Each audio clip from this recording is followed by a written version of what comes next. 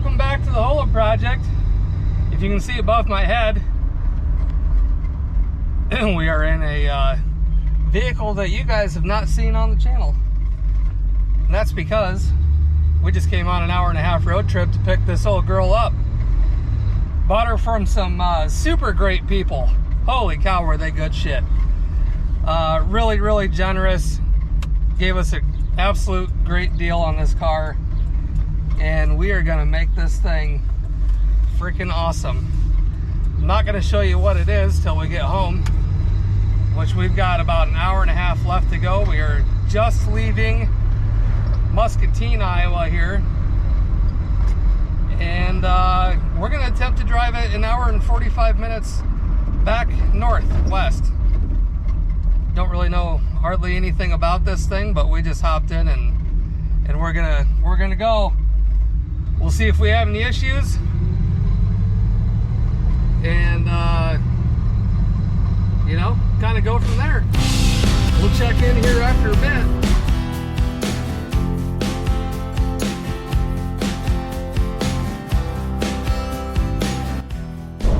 So far, so good. Look at this beautiful view.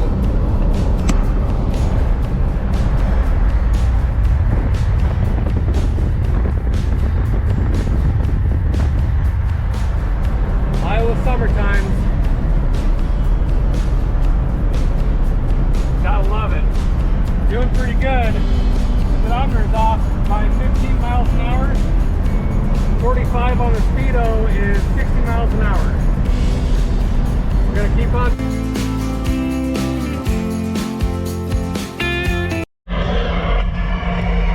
Just cruising along, jamming with my one speaker. Radio works. Can you believe that? I can't even believe it.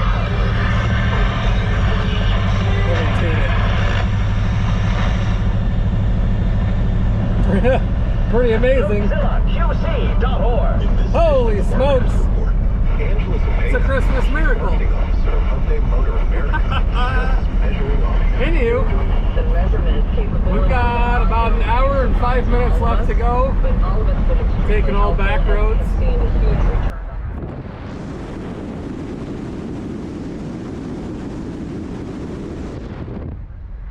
Beautiful. Welcome to Iowa, folks, if you don't live here.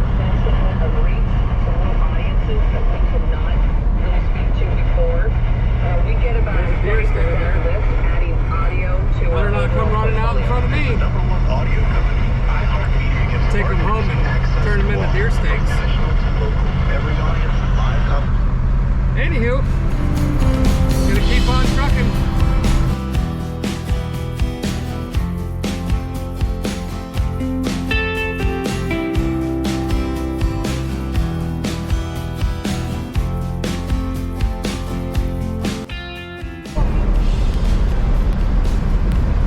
Still doing pretty good. Plenty of gas left. Well, I tell you, these old 305s just sip on the gas. Carburetor ain't tuned worth shit. But, you know, of course it's one of those, I think it's one of those electronic controlled quadra jets.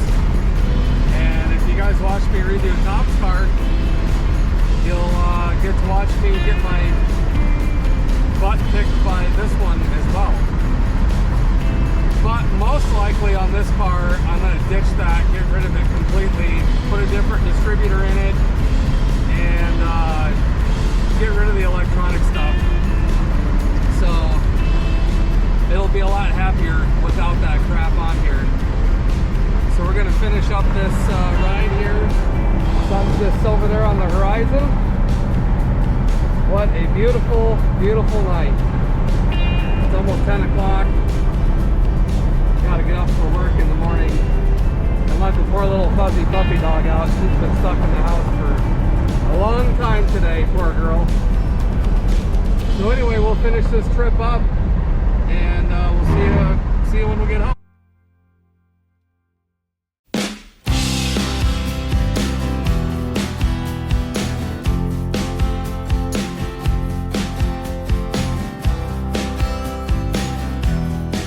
We made her. Look at that, I got my red, white, and blues going tonight. Let's shut this hog off and roll up the winders here. Successful trip. Holy cow, we got dome lights.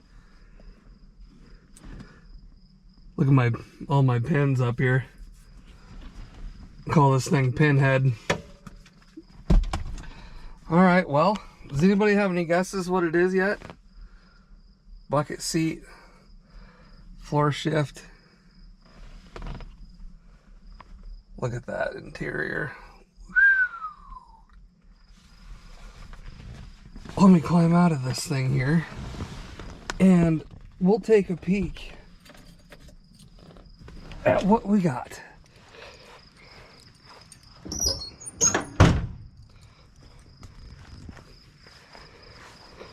Well, I'd like to present to everybody the newest member to the channel. 1979 El Camino SS. I believe it to be a true SS car. She needs some work. You guys probably can't see nothing. Maybe this side's better.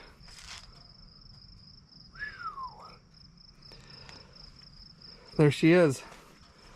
When it gets light enough out, we'll do an actual walk around and all that stuff. But for now, we are home, and it's time to let the puppy dog out and go to bed.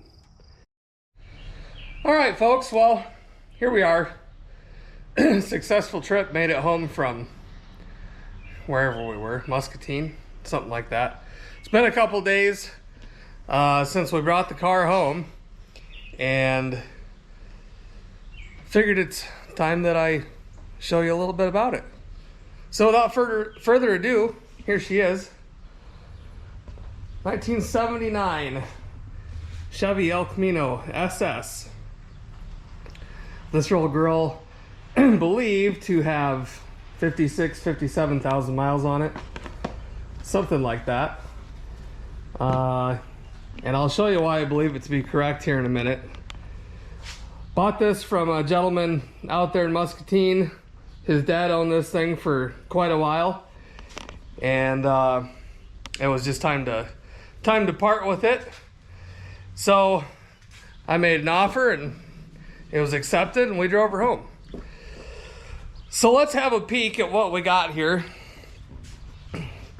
She's definitely not perfect, but it's, for a 79, it's not in bad shape. You can see some of the gaps aren't super great, and I believe that it's been painted, and you can kind of tell looking at some of the trim, and some of the moldings have a little overspray on them, but overall it's not too bad. The grill's not broke or nothing. Missing part of the Chevy emblem up there, no big deal. It's got a nice little whiskey dent, if you can see it, right in here. A little bit of rocker rust starting. Bottoms of the doors aren't terrible, but they're starting to go. This kind of appears that it's a two-stage paint job, not a lacquer. It's kind of hard to tell, but you can kind of see some of the hard paint lines around, and some of the white paint on the rubber around in here. I don't know if it's full of Bondo. It could be. It was probably an older restoration, 90s, based on the wheels. Matt actually had that same set of wheels on his 78 Monte Carlo back in the day. A little bit of rust starting in the box, around the window, and then you know, a little bit here and there. Rust hole back here. And we're blowing through around over the wheels too a little bit. A little bit starting from those. Kicking stuff. I'm at home in the garage today. Box side back here starting to go. It's probably already got Bondo in it from a previous restoration. It'll flake out eventually. And as you can see, there's no bumper. And that is because the rear frame is shot. So that is gonna have to get addressed. Ooh, we got air suspension on the rear. I did not notice that when I looked at it. I haven't been under the car or anything. And this side, a lot of the same. You can definitely see that that's shot. Let's try to take a little bit more of a look under here. It's got a muffler. That's nice. Rear diff doesn't seem to be leaking too bad. I wonder if these rear shocks would hold any air. I don't know where the airline would be to put air in them.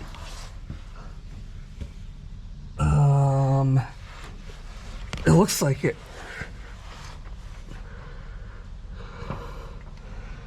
Kind of hard to see it, but it might be up there. I don't know.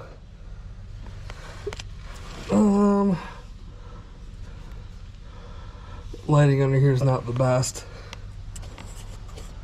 I don't know what this is here. Oh, side marker light. What else? No broken coil springs.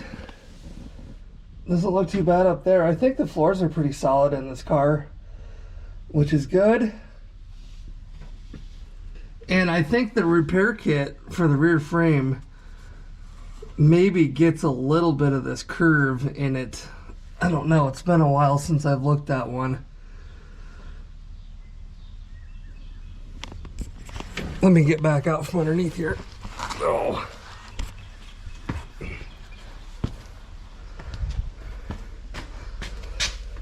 This side of the car, kind of a lot of the same. It's not quite as rotted. No rust up here.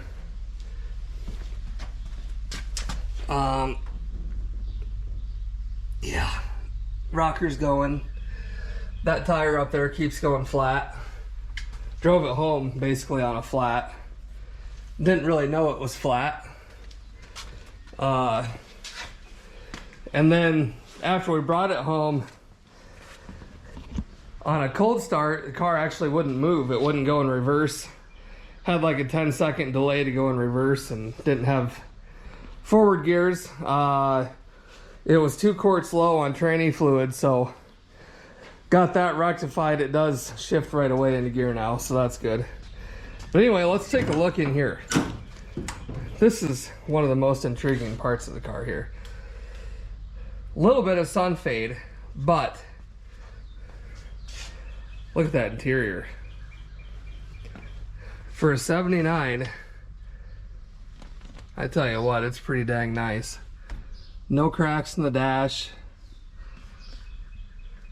Doesn't have much for options as far as gauges. Factory radio does work, and so does the little speaker up on the dash.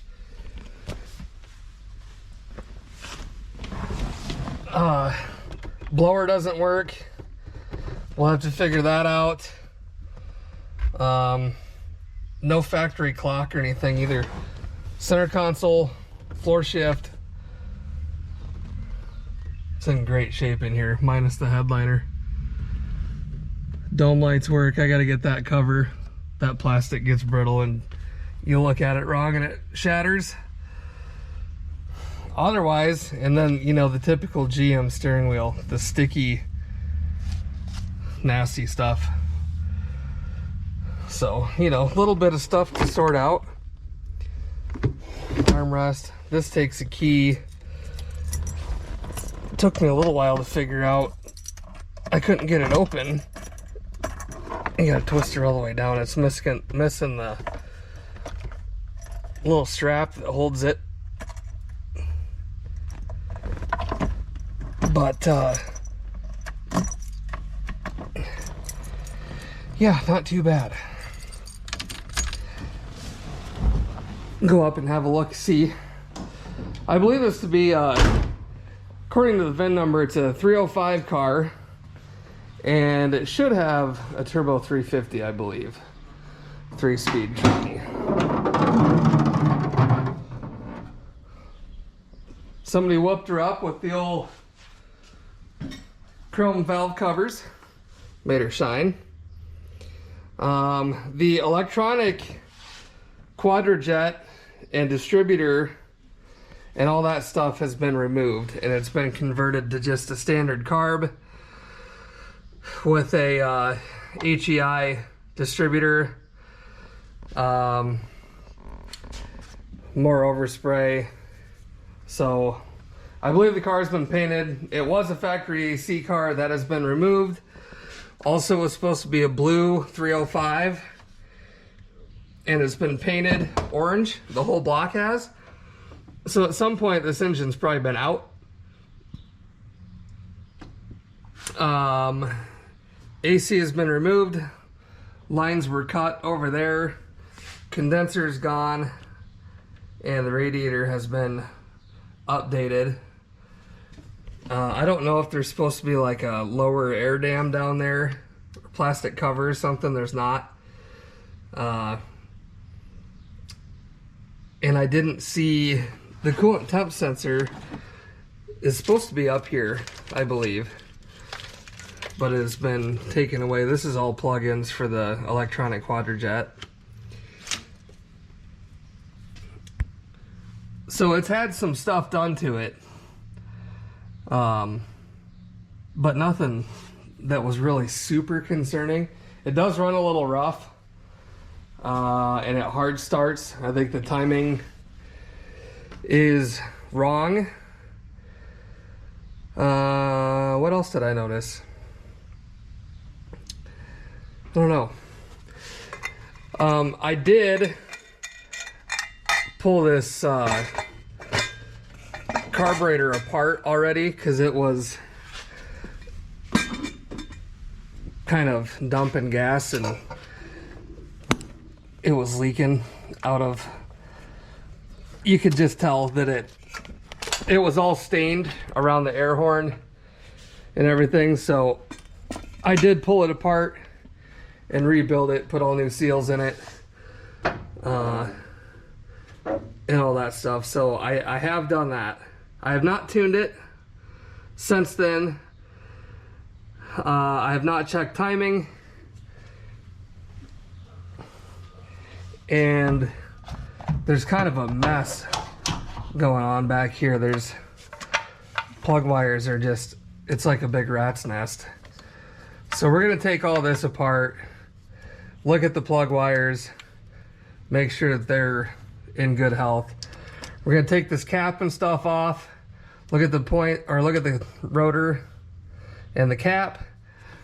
This is for the vacuum modulator on the transmission, I believe. Just not really sure what's going on here. But, you know, it's all stuff we can sort out. So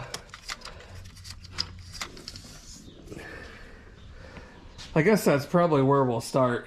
I didn't record rebuilding the carburetor just because I've done a few quadrajets on the channel already, and they're all fairly the same. This one, however, this whole vacuum solenoid for the secondaries was gone. I had an extra one of these laying around, and then a friend of mine had the rod to connect over to the secondaries, but something's still not right there. It's like missing the spring tension. Alright, well, in editing this video, I realized that I left out a fairly important detail. So I'm gonna bring you back in here quick and show this to you, because I didn't know about it, and I'm not a carb expert by any stretch of the imagination, but I've done a few of these Quadrajets, and I did not know this, so I thought maybe it would be useful for one of you guys out there that might come across something like this. So this car did have a bog, only at wide open throttle after I did the carburetor work. And as I mentioned, it was missing this little vacuum modulator deal here for the secondaries, which also runs the choke. And this carb didn't have the right choke in it, so I just pulled it out and ordered one. But I talked about these secondaries, how they just flop like this. Okay, let me show you something. Let me grab my little flathead. I thought I had it over there. There is supposed to be spring tension on those secondaries. I thought that I had a broken spring. The spring's kind of up inside here. And underneath here, there's a little Allen screw. And then right inside this hole, right here, there's a little flathead screw. Well, so you can see right there, they don't have any spring tension closing them. If you take your screwdriver and you put in here, you can turn it clockwise, and that'll adjust the spring tension on your secondaries. Give it just a little more. See that? Give it a little bit more. Basically what's happening is you put this wide open and these secondaries just flop open and pull these metering rods out of your secondary jets, and creates a terrible condition. So you close that, and it takes some tinkering to get it right. But anyway, just wanted to throw that out there for anybody that might not know about that. You'll have to go out and do some wide open pulls and find that little sweet spot. So I don't exactly know, unless it's not supposed to have, I thought it was supposed to have a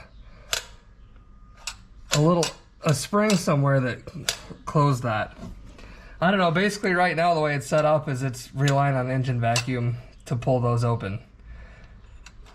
I don't believe that to be correct, but I could be wrong. EGR has been deleted. Again, over here it's just a mess of plug wires, kind of a combination. We got some straight boots, we got some angled boots, kind of a hodgepodge. So we're gonna tear all that stuff apart and fix that and check the cap and rotor, see if we can get it going the way that it should be. But overall, not a bad little car. Tires are in decent shape other than that right front one.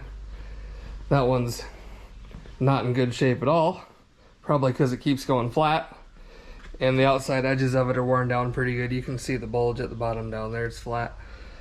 So let me get some air in that tire, see how low it is. I put air in it 2 days ago, see how much it leaked down, and then we'll start taking this apart. All right.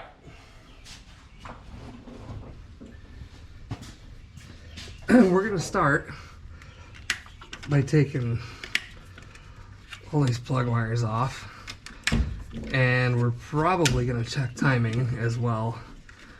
We'll rotate the engine over, put it number 1 top dead, and go through everything that way. Make sure the distributor's dropped in correctly. And we're gonna go through all these wires too and check them, make sure that we don't have any problems with the insulator on them. We don't have anything arcing because they're kind of all just tossed back in here. So we'll get rid of all that, and let's take this cap off. We'll take these electrical connectors off. Grab my little flathead here.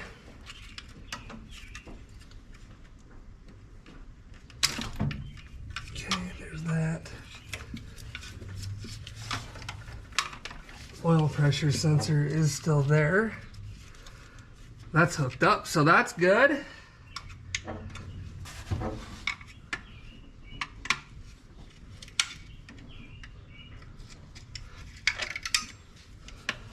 You never know what you find with these old units.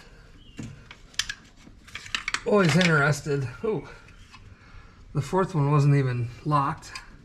We'll take this over to the bench. Drop that off.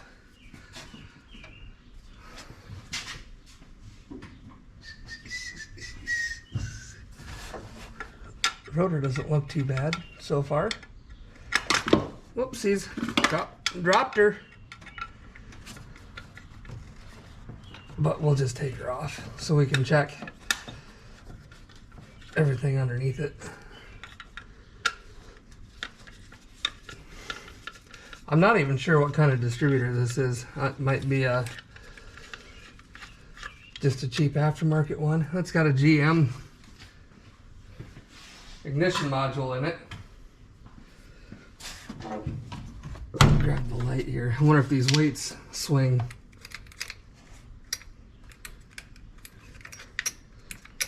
Yeah.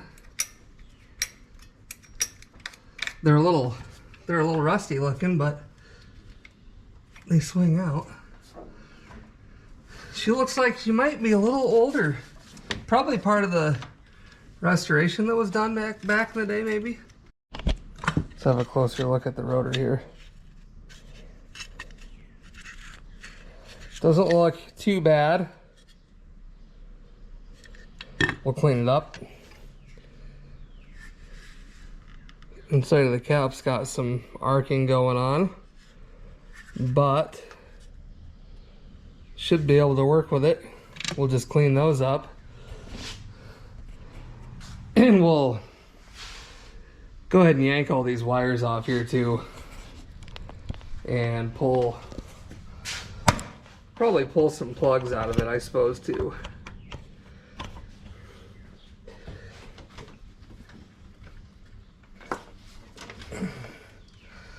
At least there's not a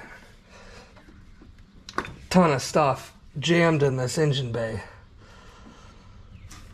Like Tom's Trans Am, boy. There was a lot going on in that engine bay. Oh! Boy, those babies are on there good.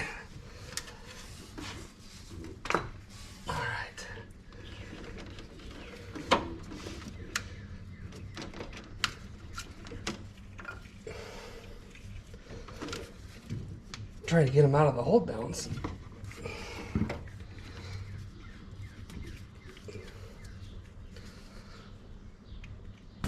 There we go. Okay. Throw those off to the side over there. And we'll work on grabbing this side. I did get a box of parts with this car, some of the stuff that was taken off of it, and there was like the old distributors in there, the old electronic carburetor was in there, a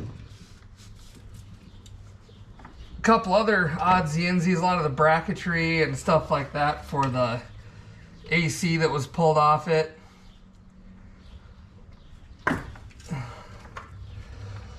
So that stuff will just get put on the shelf. We got to get the kickdown hooked up on the carb too. It was not hooked up either. So we'll get that sorted out. That's kind of the fun with this stuff, though, that you buy, is getting to go through it and figure out what's been done, what hasn't been done.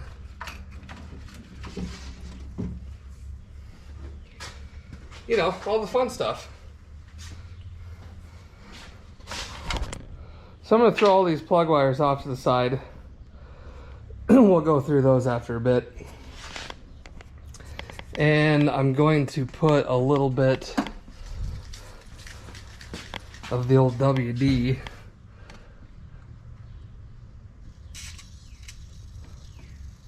on the weights here.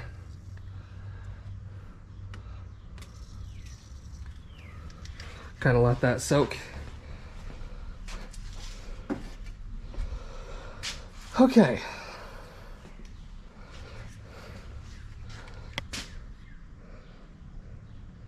I think I can clean that up.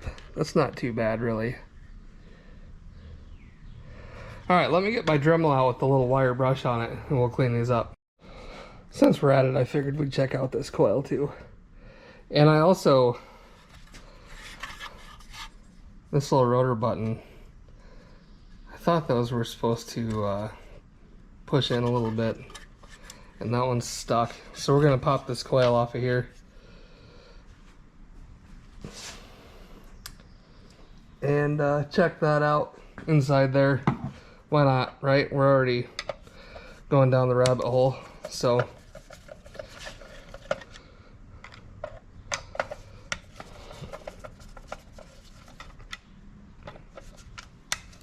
check our ground here too. Might as well.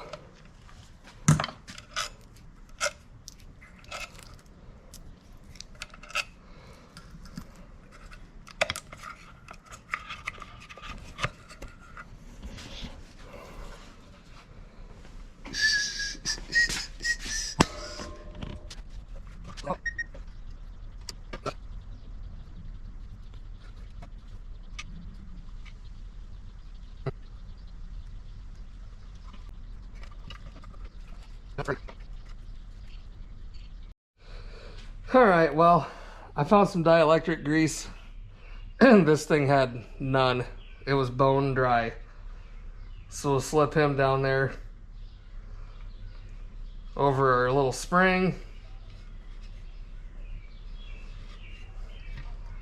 And we'll put our coil back down there.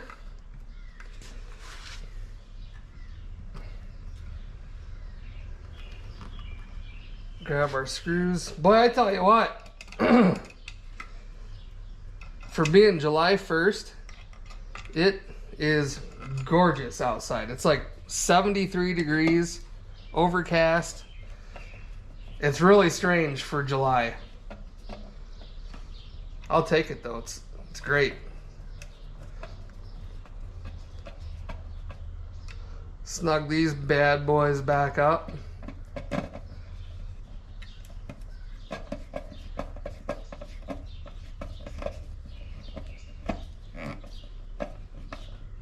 And then, rather than getting out the Dremel, I got a piece of emery cloth here we'll use to clean the contacts. Put our cap back on here.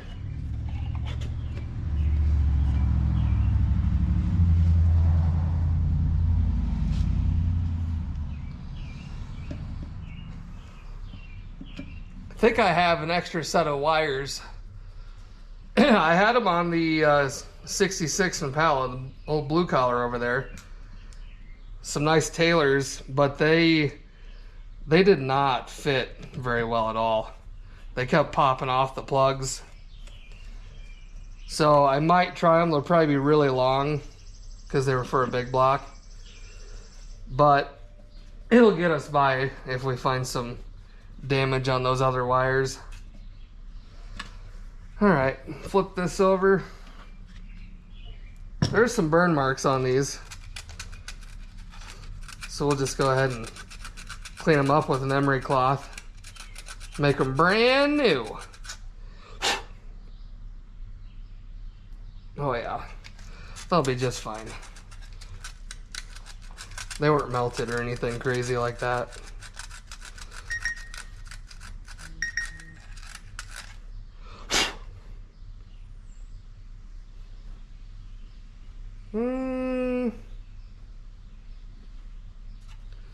I don't know.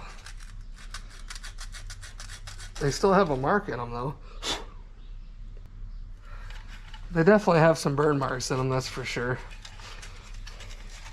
We'll try it. I have another cap down at the shop that I can go grab.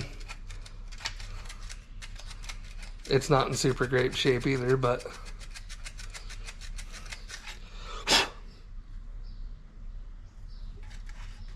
she's a small block. She'll run on anything. Actually, you know what? Let me grab the Dremel. All right.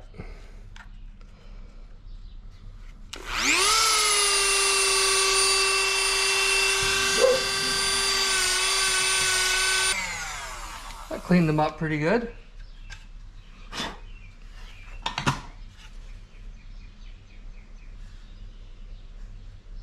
Yeah. All right. Got her all cleaned up here. Ready to go back together. Should be just fine.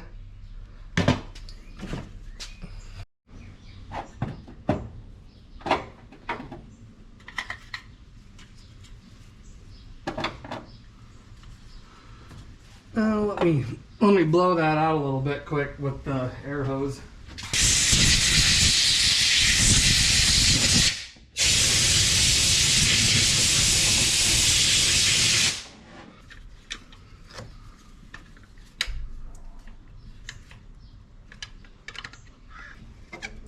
We'll get all these locked though.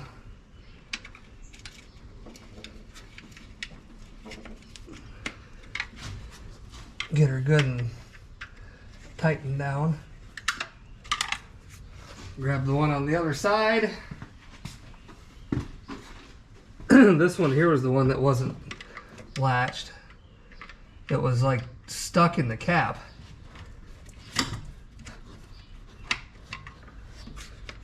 There, she's all locked in now. We'll have to get a tack for this thing too. We don't have, there's no tack.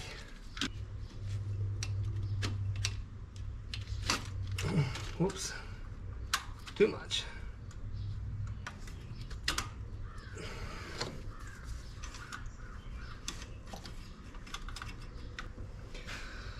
Okay, sorry, got sidetracked. Looking at the kickdown over here.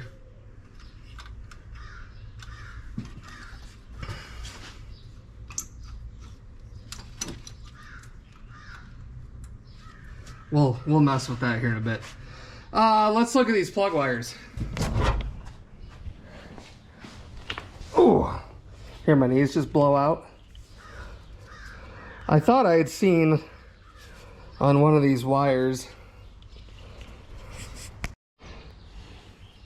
thought I had seen somewhere one of them was rubbed through. Let's take these keepers off here.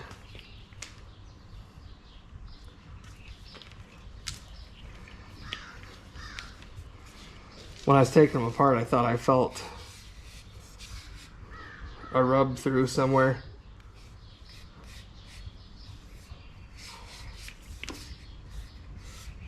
That one's okay. Boy, these things have seen a better day. There's a spot right there starting to rub through on that one.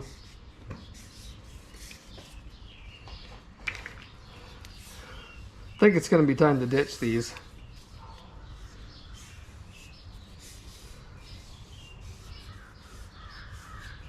That one's all right. We could keep a couple as backup spares. Throw them on the shelf. That one started rub through right there.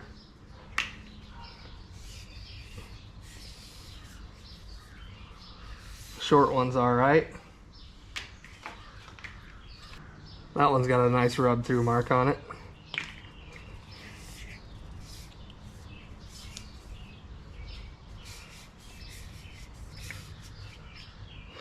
All right, let me go dig through my shelf. There we are. Taylor Street Thunder. Don't need that one. They have the right ends on them? Probably not. Nope. Dang it. Well, shoot. Can't use them, unfortunately.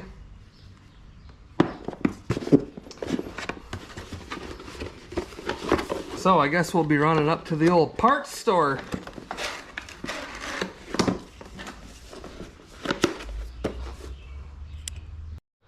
All right, we're back. Grabbed some wires. Afraid I might as well grab some plugs while I was at it. And I pulled number 1 out. It doesn't look too terribly bad. They're just really old. But we're gonna go ahead and replace these. And I'll show you what they all look like after I get them out. Well, these plugs look pretty good actually. Other than being old. I didn't see any cracks in the porcelain or anything like that. And the timing doesn't look really terrible. A little too far advanced, but other than that, new ones are in. And we're gonna start getting these plug wires put on. So we'll grab these out. And I have a very specific method that I use in doing these. No, I don't. I just, make them look neat. Don't use the super long one on a super short one. Lay them out, see what you got for lengths. Start from there. So hopefully, if the timing is actually set right, which we didn't check, we probably should. Your firing order would be 1, 8, 4, 3, 6, 5, 7, 2. 1 being here because you would expect your rotor to be pointing at number 1 cylinder, which would probably be, somewhere around here. So you'd start with this one, which would be your number 1. And I'm going to start the opposite way with number 2, using my longest one, because that one's clear over yonder.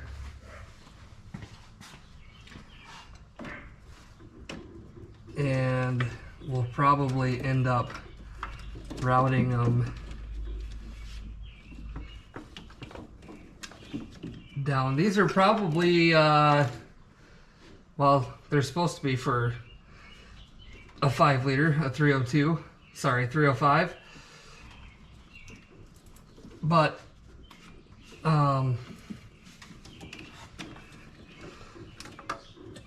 getting the routing to where they don't look like an enormous mess is part of the trick. So we'll kind of work on that as we go to make them look semi-normal anyhow.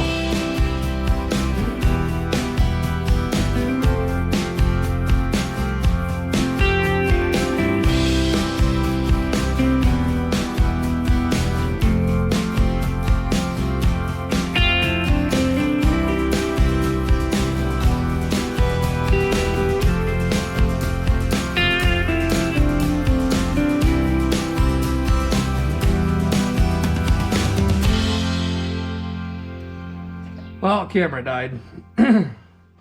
So there you go. I guess that's as good as we're gonna get with that kit of wires anyway. And of course all my little tabs broke. Unfortunately, you look at them wrong and they tell you bye-bye. So anyway, I suppose any guesses whether the firing order is wrong? I know the wires aren't wrong, but where they're at on the cap might be, depending on how the feller before me did it. And we were too lazy to check and verify. So let's see. I think we've got our plugs, wires, cap, rotor, everything's hooked up. Didn't do anything with the carb. I guess let's see if it starts. We'll know right away if the firing order's off.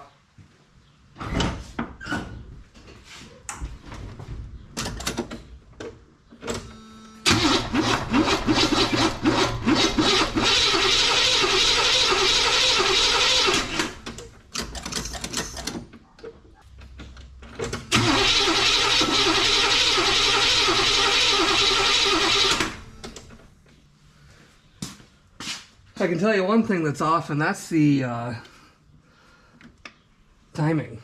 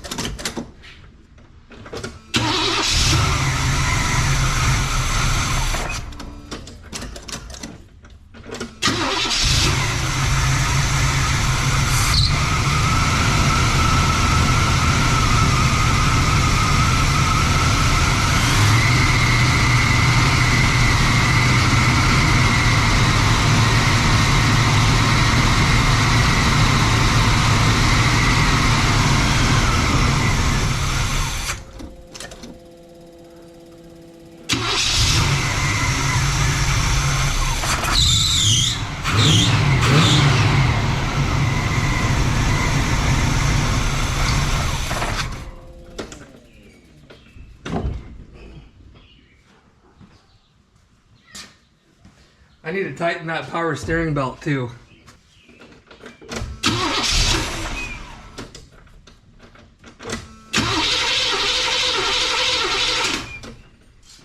Fussy because there's no choke.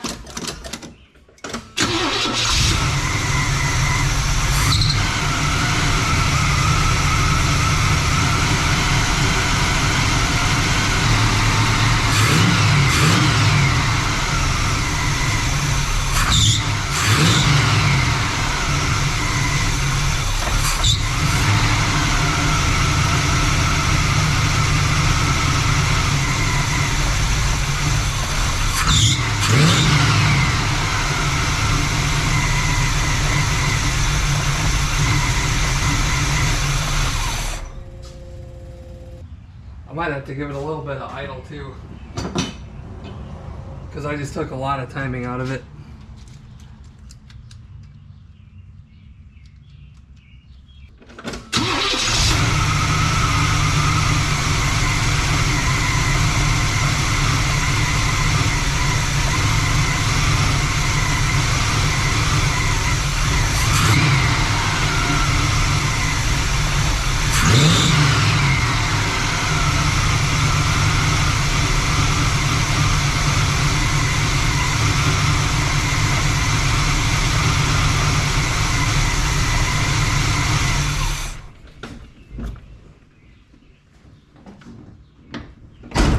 I forgot to do one other thing, which we're going to do here quick. We're going to reset the idle mixture screws, because that could be part of the problem here. If I could see what I'm doing. So we're going to take these idle mixture screws all the way in.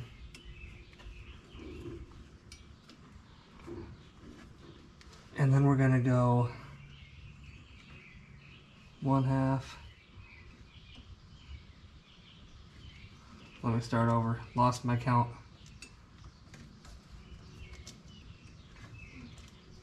There's 1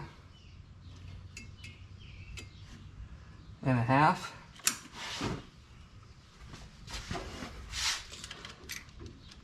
Go over to this one. 1 1/2. See what we get there.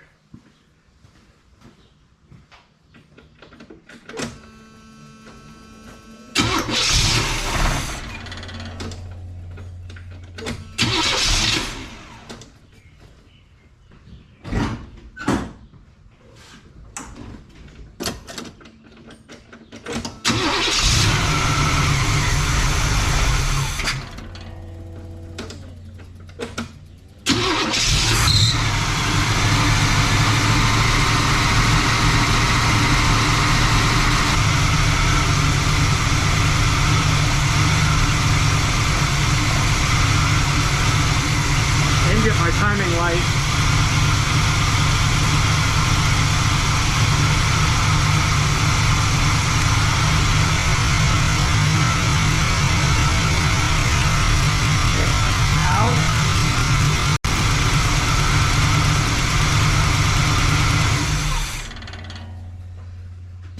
Pull the wire off her. Didn't seem like it made any difference at all in the way it ran.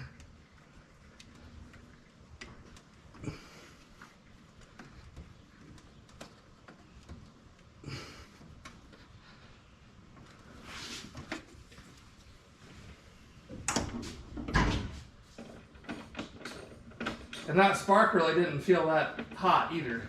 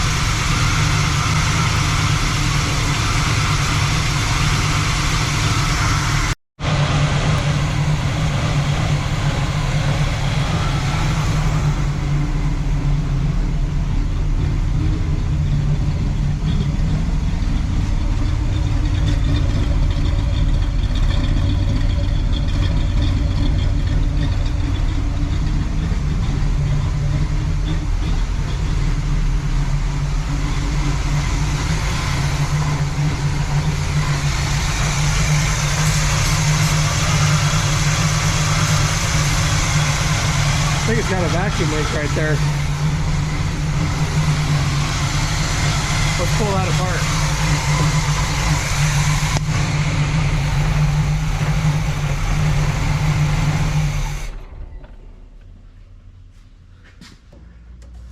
I think that fitting is sucking air around it.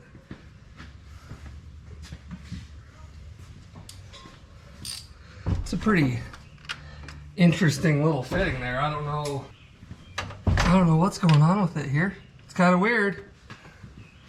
It almost looks like a PCV valve. Would you like? Oh, that wasn't even tight. Guarantee you that was sucking air.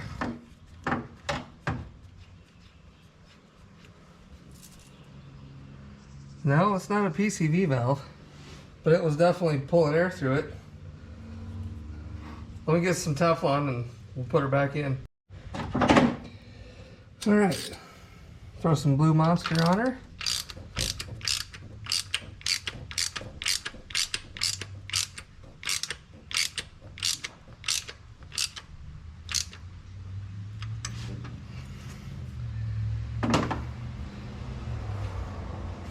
And I think while we're at it, we'll just cut this tip off. And then we'll fire her back up.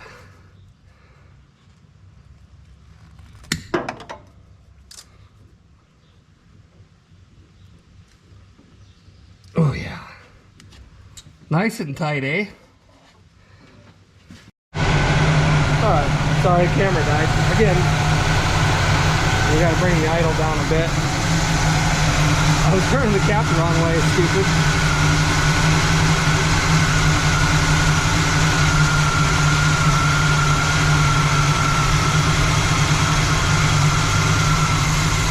A little too far.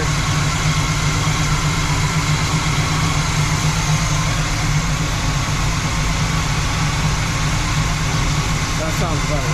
A lot smoother. That was a giant vacuum leak back there. This would make quite the difference. See how it sounds.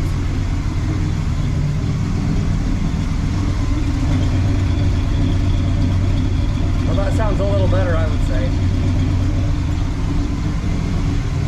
We're going to go for a test drive down to the shop. And when we get there, we're going to put the timing light on it. Alright, here we go.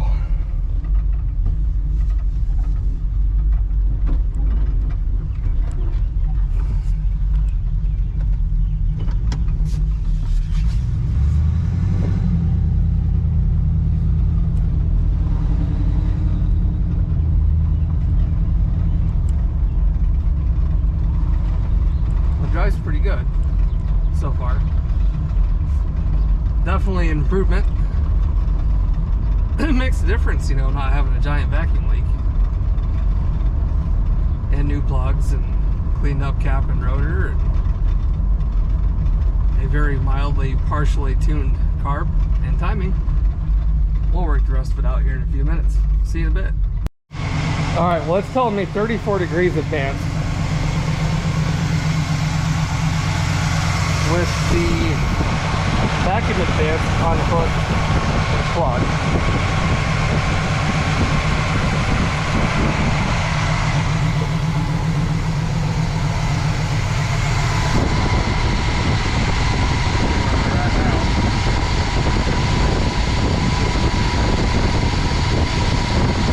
Now we're at 20. I think these are two off on the distributor. Because we've got this thing cranked pretty far already.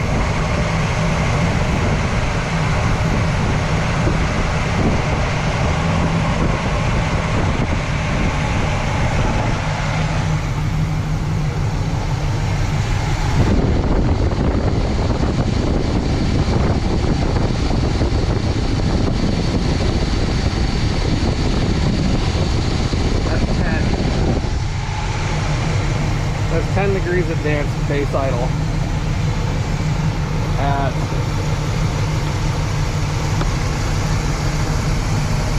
730 degrees or 730 RPM. It doesn't sound bad.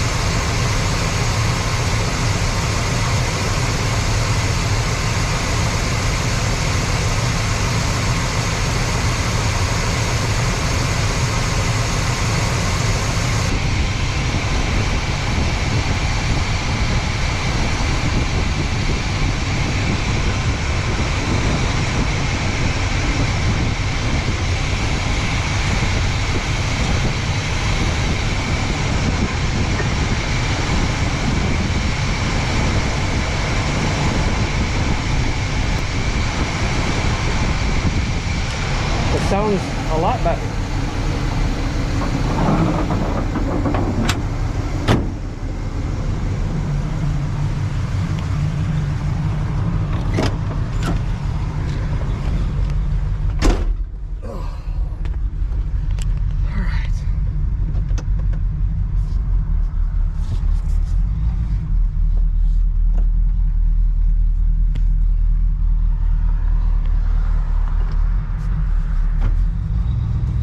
I need to turn up the idle a little bit more.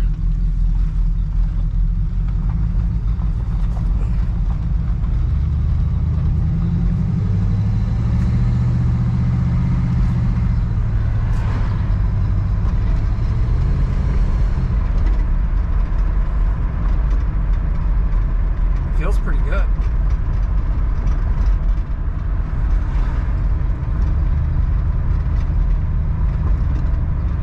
Call that fairly successful.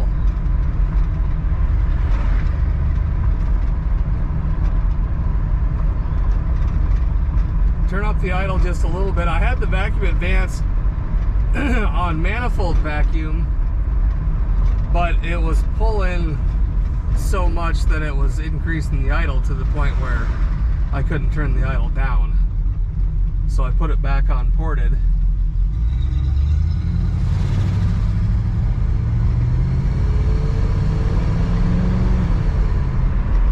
That feels pretty good. Nice smooth pull. 10 degrees advance, probably still a little bit much, but I'm gonna have to pull the distributor and move it back a tooth.